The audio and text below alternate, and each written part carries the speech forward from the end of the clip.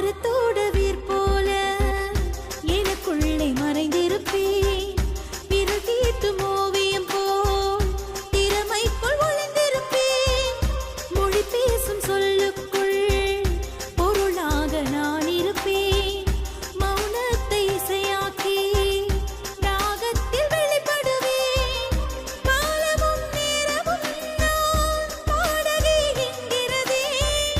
காதலன் காதிலே என்னை ஊமையாயாக்கியதே. பூவின் அழகை பார்த்துதான் கண்டது யாவும் வருவதில்லை.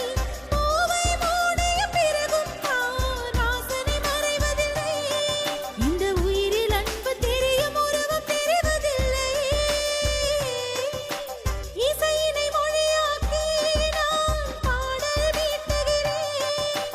உணர்வினை குரலாக்கி நான் காதல் ஈட்டுகிறேன். வலிகள் போலவே நானும் மறைந்தே வாழ்கிறேன். உருவம் இல்லையே நானும் காற்றாய் அலைகின்றேன். எனது உறவமே எனது மனதுதான்.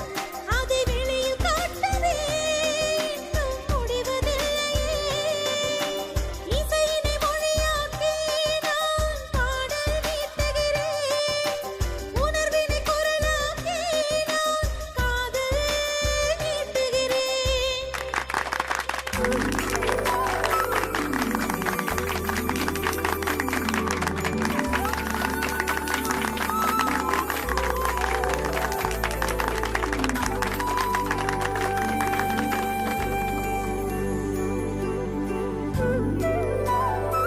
சூப்பர்ங்க. செம்ம டேலண்ட் சிங்கரா இருந்திருக்காங்க. அதனாலதான் கார்த்திக் சார் இவ்ளோ கான்ஃபிடென்ட்டா சவால் விட்டாரோ. மாப்ள, நம்ம ஆல்பம் அல்டிமேட் ஹிட். இப்பவே கன்ஃபார்ம் ஆயிடுச்சுன்னு வச்சுக்கோயேன். அனி, உங்களுக்கு பிடிச்சிருக்கா? என்ன கார்த்தி இப்படி கேக்குறீங்க? அசந்து போய் பார்த்துட்டு இருந்ததுலயே உங்களுக்கு தெரிய வேண்டாமா? சூப்பரா பாடினாங்க. டியூனும் நல்லா இருந்துச்சு. சவால்ல நீங்க ஜெயிச்சிட்டீங்க. அட்வான்ஸ் வாழ்த்துக்கள். தேங்க்யூ அனி.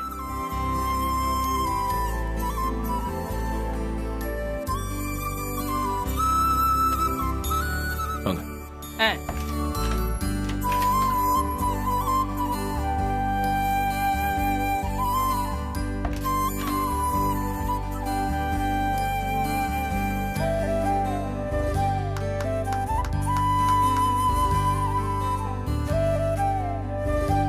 பல்லவி, ரொம்ப நல்லா பாடினீங்க. சிஸ்டர், கலக்கிட்டீங்க. தேங்க்யூண்ணா. மாப்ள, நம்ம பாட்டை கேட்கிற எல்லாருக்குமே இது செம சாங். ஆனா நம்ம கிட்ட சவால் விட்ட சிதம்பரத்துக்கு இது செம சங்கு.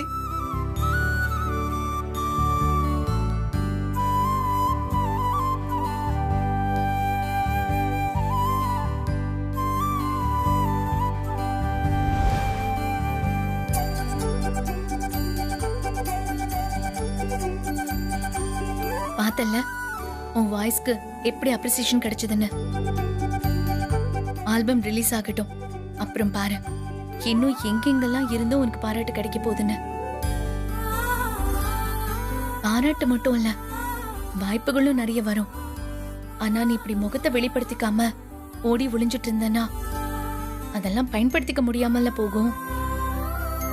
அக்கா, கார்த்திக் சார் சவால்ல ஜெயிக்கணும். அதுக்காக தான் நான் இப்ப பாடினேன். மத்த எதை பத்தியும் என்னால யோசிக்க கூட முடியலக்கா. எனக்கு வேற எதுவுமே வேண்டாம். பிரச்சனை வராம இருந்தாலே போதும். நீ இப்படி பேசுறது எனக்கு சுத்தமா பிடிக்கல. முதல்ல ஆல்பம் ரிலீஸ் ஆகட்டும், அப்புறமா பார்க்கலாம். அக்கா, கார்த்திக் சார் ரொம்ப தேங்க்ஸ் பல்லவி. ரொம்ப டஃப் சிச்சுவேஷன்ல இருந்தேன். எனக்கு பெரிய ஹெல்ப் பண்ணியிருக்கீங்க. நான் என்னைக்கும் இந்த உதவியை மறக்க மாட்டேன். என்ன கார்த்தி, நீங்க ஆக்சுவலா பல்லவிக்கு நீங்க தான் ஹெல்ப் பண்ணிருக்கீங்க. அவங்களுக்கு இது எவ்வளவு பெரிய வாய்ப்பு தெரியுமா? ஆமா சார், நான் உங்களுக்கு ஹெல்ப் பண்ணேன்னு சொல்லாதீங்க சார். நீங்க தான் என்னோட குரலுக்கு அங்கீகாரம் வாங்கி கொடுக்கணும்னு சொல்லி எனக்கு இவ்ளோ பெரிய மரியாதை செஞ்சிருக்கீங்க. அதுக்காக நான் தான் சார் உங்களுக்கு நன்றி சொல்லணும்.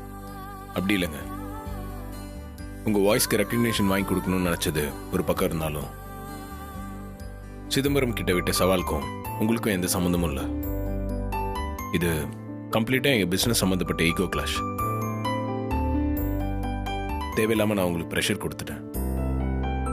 இல்லைனா நீங்க இன்னைக்கு வந்து பாடணுன்ற எந்த அவசியமும் இல்லைல்ல. நான் இவ்வளவு ஒரு டஃப்பான சுச்சுவேஷன்ல இருக்குன்னு தெரிஞ்சுக்கிட்டு பாடி கொடுத்தீங்கல்ல, அதுக்கு நான் உங்களுக்கு நன்றி சொல்ல வேண்டாமா? அடுத்த ப்ராஜெக்ட்ல நான் உங்களுக்கு இப்படி ஒரு ப்ரெஷர் கொடுக்க மாட்டேன். உங்களுக்கு ஏதோ கம்ஃபர்டபுளான டேட் ஃபிக்ஸ் பண்ணிட்டு அதுக்கேற்ற மாதிரி தான் ரெக்கார்டிங் இருக்கும். சார், நான் உங்களுக்கு சத்தியம் பண்ணி கொடுத்துருந்தேன், அதை இப்போ நிறைவேற்றிட்டேன். இதுக்கு மேல திரும்பவும் என்ன பாடுறதுக்காக கூப்பிடாதீங்க சார்.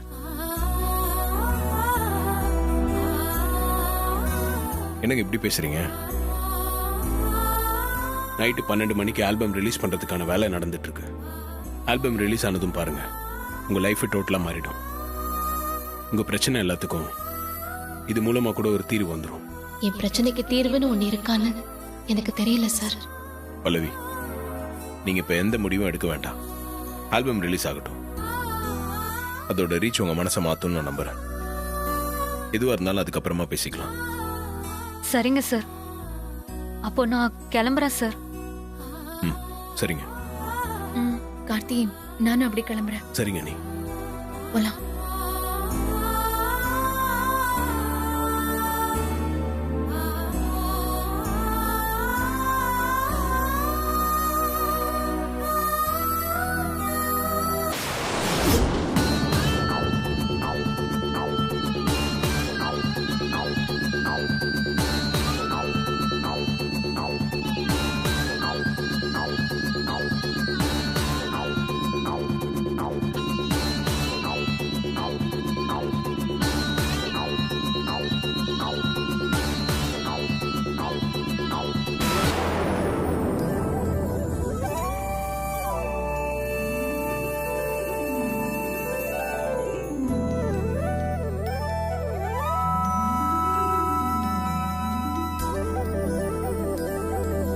என்ன தீபா, ஆஃப் டே லீவா நீங்க? ஆமா, நீங்க மார்னிங்கே வந்திருக்கலாம். கார்த்திக் சார் விட்ட சவால்ல நம்ம கம்பெனி ஜெயிக்க போறது ஆல்மோஸ்ட் கன்ஃபார்ம் ஆயிடுச்சு. ஆமாங்க தீபா, ரெக்கார்டிங் முடிஞ்சிடுச்சு. கார்த்திக் சார் தேடிட்டு இருந்த பல்லவி அவங்களே வந்து பாடி கொடுத்துட்டு போயிட்டாங்க. என்ன வாய்ஸ் தெரியுங்களா? நீங்க மிஸ் பண்ணிட்டீங்க.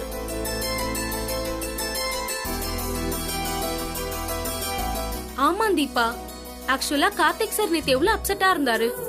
இன்னைக்கு போய் பாருங்க, பயங்கர ஹாப்பியா இருக்காரு. கேட்கவே எனக்கும் ரொம்ப சந்தோஷமா இருக்கு. ஆல்பத்தை இன்னைக்கு நைட்டே ரிலீஸ் பண்றதுக்காக ஒரு பெரிய டீமே ஒர்க் பண்ணிக்கிட்டு இருக்காங்க. இன்னைக்கு நைட்டே வா. ஆமாங்க, நம்ம கம்பெனியோட அஃபிஷியல் வெப்சைட், சோசியல் மீடியாலலாம் ஆல்பம் ரிலீஸை பத்தி அனௌன்ஸ் பண்ண போஸ்டர்லாம் ரெடி பண்ணிட்டு இருக்காங்க. இங்க பாருங்க.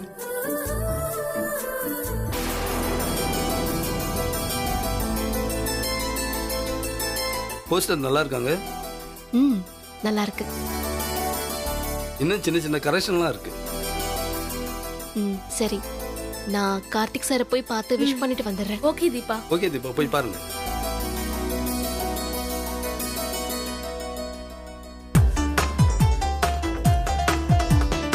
வாங்க சிஸ்டர். என்ன இன்னைக்குன்னு பார்த்து இவ்வளவு லேட்டா வரீங்க? அது ரெக்கார்டிங் நல்லபடியா நடக்கணும்னு வேண்டிக்கிட்டு கோவிலுக்கு போயிருந்தேன். ஆஹா, நம்ம கம்பெனிக்காக வேண்டிக்கிற அளவுக்கெல்லாம் போற எம்ப்ளாயிய இப்பதான் சிஸ்டர் பாக்குறேன். டேய், அவங்க கோயிலுக்கு போனது எனக்கு தெரியும்டா. தெரியுமா? இவன் இந்த மாதிரி விஷயத்தெல்லாம் பெருசா என்கரேஜ் பண்ண மாட்டானே. டேய், என்னடா? ஒண்ணும் இல்ல மாப்ள. சிஸ்டர், உங்க வேண்டுதல் பழிச்சிருச்சு. இதோ ஆல்பத்தை ரிலீஸ் பண்ண போறோம்.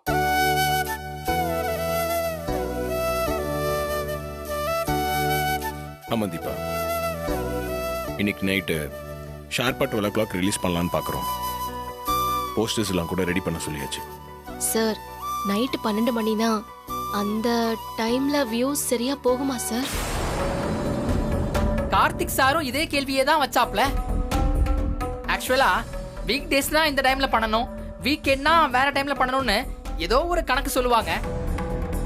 ஆனா நம்ம ஆல்பத்துக்கு தான் ஆல்ரெடி சிதம்பரையா ஒரு ஹைப்பை கிரியேட் பண்ணி கொடுத்துட்டாரு. கார்த்திக் சார் விட்ட சவால் இன்னும் ட்ரெண்டிங்ல இருக்கிறதுனால எப்ப ரிலீஸ் பண்ணாலும் இனிஷியல் வியூவர்ஸ் கண்டிப்பா வந்துருவாங்க. ஆல்பம் நல்லா இருக்குன்னு அவங்களுக்கு தோணிடுச்சுனாலே போதும், அத பத்தின டாக் சோஷியல் மீடியால ஆட்டோமேட்டிக்கா பரவ ஆரம்பிச்சிரும். நம்ம ஆல்பம் தான் அல்டிமேட்டா வந்திருக்குல. சோ டவுட்டே இல்லாம 24 ஹவர்ஸ்ல மில்லியன் வியூஸ் கன்ஃபார்மா போகும்.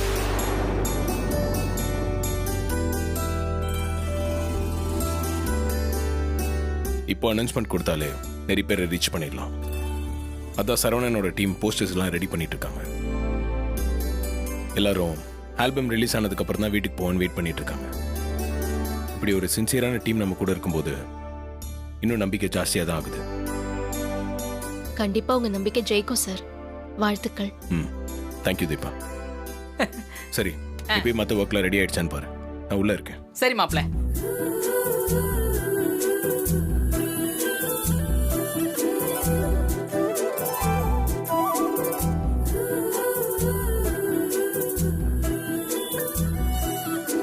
கடவுளே, இந்த சவால்ல கார்த்திக் சார் கண்டிப்பா ஜெயிக்கணும்.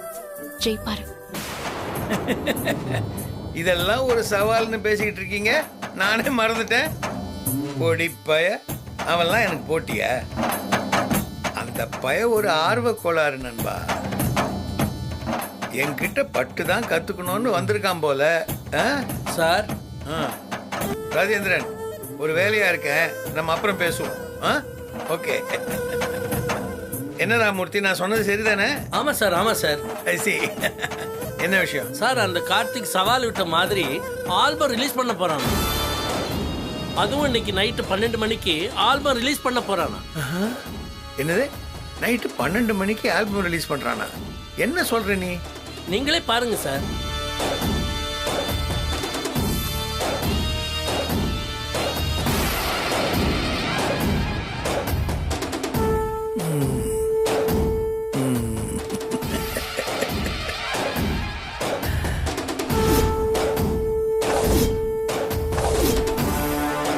என்ன சார் 20ஆம் தேதின்னு சொன்னா அதுவே வேலைக்காகாதுன்னு நினைச்சோம். இப்ப என்னடான்னா சொன்ன தேதிக்கு முன்னாடியே விடுறானே.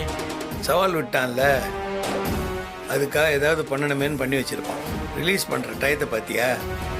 இந்த நேரத்தில் ரிலீஸ் பண்ணா அவனும் அவன் கம்பெனியில் இருக்கிற 10 பேருமா மாற்றி மாற்றி பார்த்துக்கணும். அவ்வளோதான். கண்டிப்பாக அவன் அசிங்கப்படுவான்னு எனக்கு தெரியும். ஆனால் இவ்வளோ தத்தியாக இருப்பான்னு நான் கொஞ்சம் கூட நினைக்கல. என்ன ராமூர்த்தி, நான் சொல்றது சரிதானே? சரிதான் சார், சரிதான் சார். போய் எனக்கு ஒரு கப் காஃபி கொண்டா. சரிங்க சார்.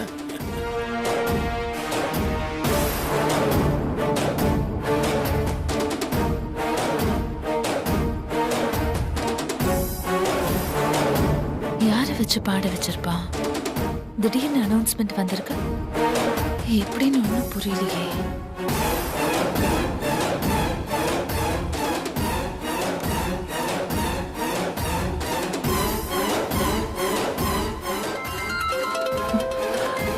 சிதம்பரம் சாரா?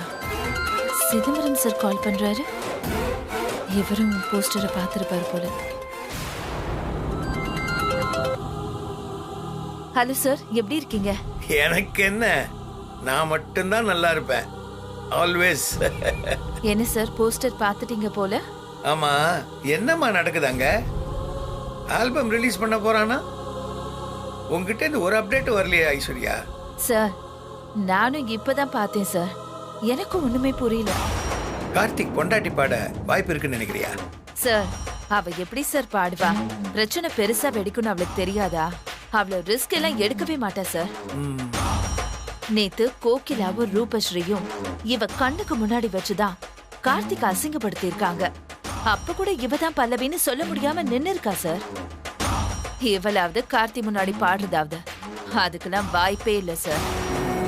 அப்போ வேற யார் பாடியிருப்பாங்க? சார், முதல்ல அங்க ரெக்கார்டிங் நடந்துச்சானே எனக்கு டவுட்டா இருக்கு சார். சும்மா விளம்பரத்துக்காக ஏதோ பிளான் பண்ணி இதெல்லாம் செஞ்சுட்டு இருக்கான்னு தோணுது. ஆல்பம் ரிலீஸ் பண்ற டைம்னு ஒன்னு போட்டிருக்காங்களே, முதல்ல அதை கவனிச்சிங்களா? அந்த நேரத்துல ரிலீஸ் பண்ணா யார் சார் பாப்பாங்க?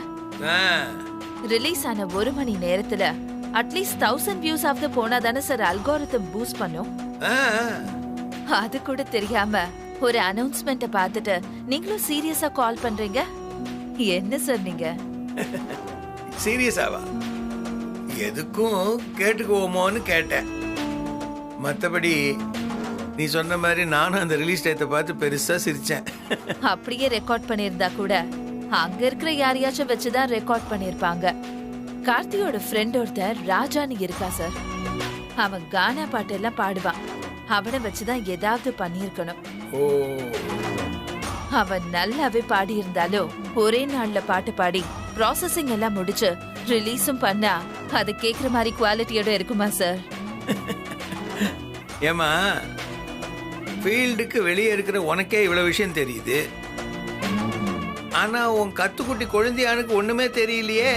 அதான் கத்துக்குட்டின்னு சொல்றீங்களே சார். கத்துக்குட்டி வேற எப்படி இருப்பாங்க? சரி, 12 மணிக்கு அவன் என்னதான் பண்றான்னு பாப்போமே. விட்ட சவாலுக்காக மீசையில மண்ணோட்டலன்னு ஏதாவது பண்ணிருக்கணும். பார்க்கலாம் சார். சரி, பாப்போம். அதுக்கு முன்னாடி உனக்கு ஏதாவது தகவல் கிடைச்சா சொல்லு. கண்டிப்பா சார். சரி, வச்சிருமா ஐஸ்வர்யா. சரிங்க சார்.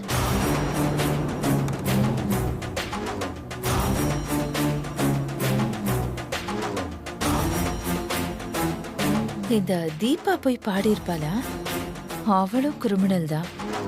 புருஷன் ஜெயிக்கணும்னு அவ ஏதாவது செய்யறதுக்கு வாய்ப்பு இருந்தாலும் இருக்கு.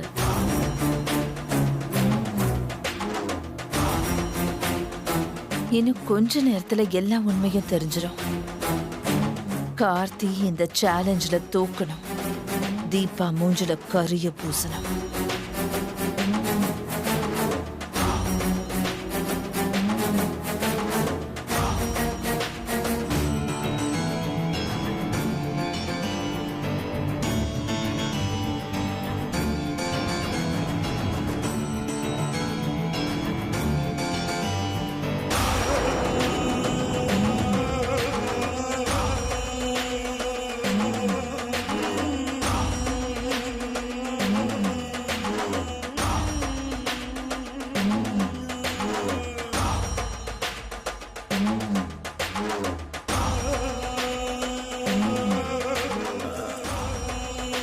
என்ன தைரியத்தில் இப்படி ஒரு அனௌன்ஸ்மெண்ட் விட்டுருக்கான் கூட. 5 நிமிஷம் தானே, பார்ப்போம்.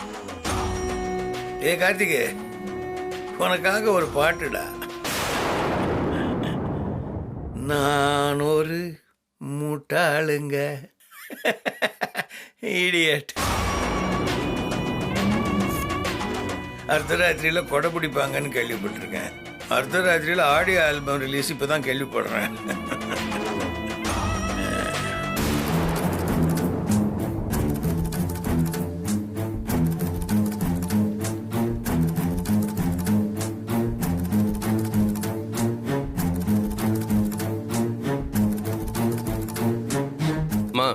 ஆல்பம் அப்லோட் பண்ண ரெடியா இருக்கான். இன்னும் 5 நிமிஷத்துல ரிலீஸ் பண்ணிடுவாங்க. நம்ம பார்க்கலாம். ரொம்ப டென்ஷனா இருக்குப்பா. எப்போ ரெக்கார்டிங் முடிஞ்சது, என்ன பண்ணாங்கன்னு கார்த்திக் கிட்ட கேட்டாலும் எதையுமே சொல்ல மாட்டேங்கிறான். சஸ்பென்ஸ்ங்கறான். கண்டிப்பா ஆல்பம் நல்லா வந்திருக்குமா. இல்லனா கார்த்தி இவ்ளோ கான்ஃபிடென்ட்டா பேச மாட்டாமா. ஆல்ரெடி ஜெயிச்சிட்ட மாதிரி எக்ஸைட்மென்ட்டா பேசினான்.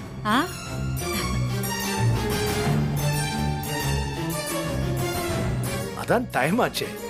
பாட்டு இப்ப வந்துரும்ல, அப்ப தெரிஞ்சிட போகுது.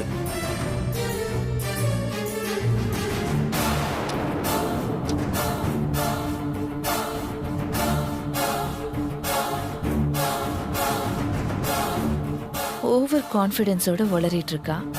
அதுக்கு போய் எவ்வளோ எக்ஸைட்டடா பேசிட்டு இருக்குங்க.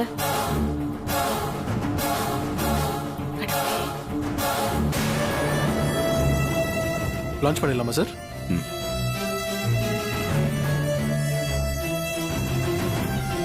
கடவுளே, எப்படியாச்சும் எல்லாமே நல்லபடியா முடியணும். இந்த சவால்ல கார்த்திக் சார் ஜெயிக்கணும். நீதான் அதுக்கு துணையா இருக்கணும்.